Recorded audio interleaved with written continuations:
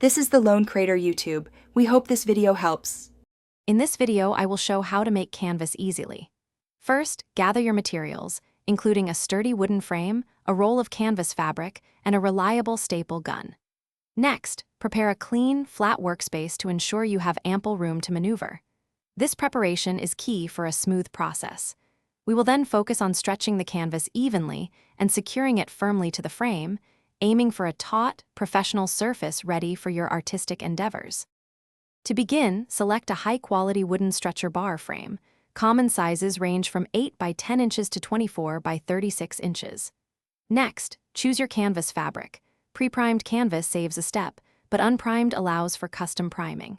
You will also need a heavy-duty staple gun with half-inch staples, a pair of sharp scissors, and a measuring tape. Having pliers on hand can be helpful for any minor adjustments during the stretching process.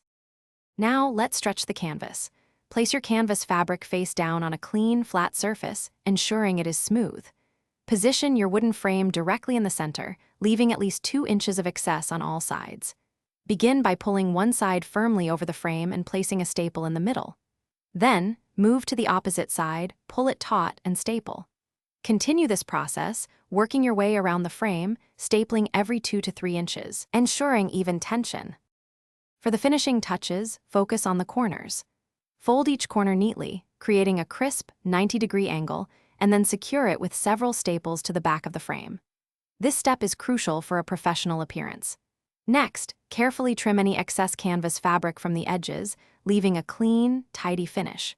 Finally, inspect your newly made canvas for any areas that might feel loose and add additional staples as necessary to ensure a perfectly taut surface. Thanks for watching. Consider subscribing if we helped you.